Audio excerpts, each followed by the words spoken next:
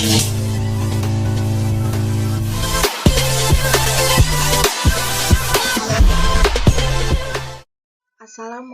warahmatullahi wabarakatuh. Kembali lagi bersama saya Esti Fatimah dengan NIM 20811334137. Di sini saya akan menjelaskan materi tentang analisis sistem manajemen K3 di perusahaan Perum Damri. Tak perlu berlama-lama, mari kita ke pembahasannya. Let's go.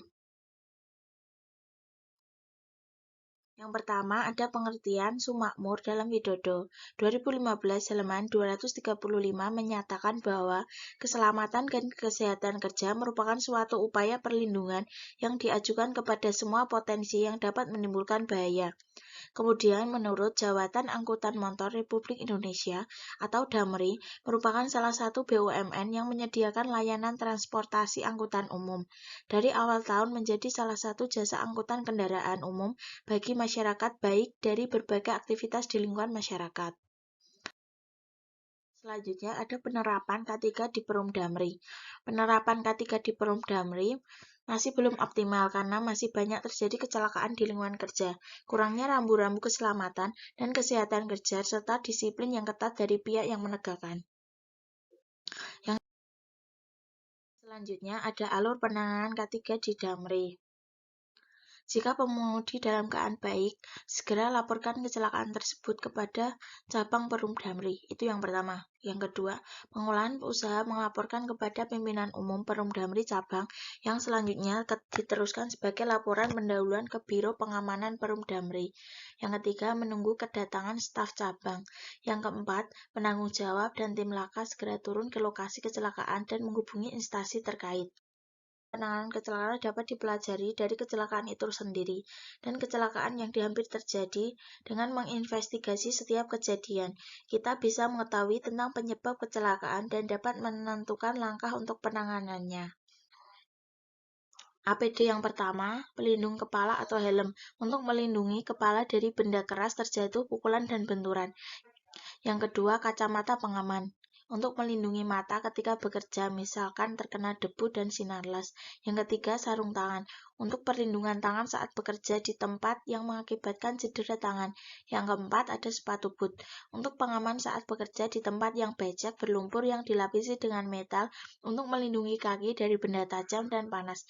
Yang kelima, ada rompi safety, untuk mencegah dampak terjadinya kecelakaan disebabkan kontak dengan benda lain yang bahaya. Yang keenam, ada masker, alat penyaring udara yang dihirup saat bekerja di tempat dengan kualitas udara yang buruk, misalkan debu dan asap. Dan yang terakhir ada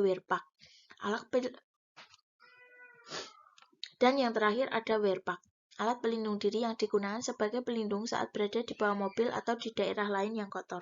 Seperti yang dapat dilihat dari tabel, APD adalah alat yang harus digunakan saat bekerja sesuai bahaya dan resiko pekerja untuk menjaga keselamatan pekerja itu sendiri dan orang di sekitarnya. Perum Damri juga menerapkan sistem keselamatan bagi setiap mekanik sebelum menggunakan APD. APD yang wajib digunakan Perum Damri adalah pelindung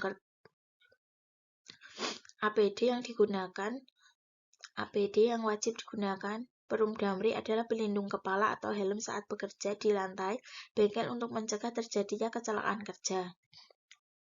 Selanjutnya ada kendala pelaksanaan K3 di Perum Damri. Yang pertama, keselamatan masih belum menjadi budaya bagi karyawan. Yang kedua, belum adanya kesadaran diri karyawan tentang pentingnya K3.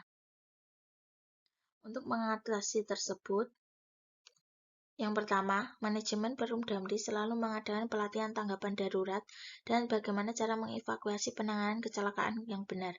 Yang kedua, selalu memberikan himbauan seperti spanduk dan setiap ruangan diberikan semacam stiker untuk mengingatkan karyawan bahwa pentingnya kecelakaan kerja.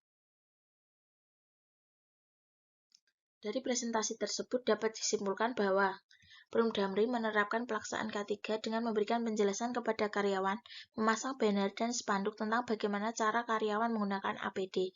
Yang kedua, APD sudah sesuai dengan pelaksanaan K3, yaitu setiap petugas mekanik wajib menggunakan APD dari perlindung kepala atau helm sampai dengan wear pack. Yang ketiga, kendala yang dialami dalam pelaksanaan K3 yaitu belum adanya kesadaran dari diri karyawan tentang pentingnya K3 saat bekerja dan cara mengatasinya dengan selalu mengadakan pelatihan tanggap darurat darurat, dan bagaimana cara mengevakuasi penanganan kecelakaan yang benar. Demikian presentasi yang dapat saya sampaikan. Apabila ada yang ingin ditanyakan, harap hubungi nomor WA tersebut dan email. Wassalamualaikum warahmatullahi wabarakatuh. Bye-bye.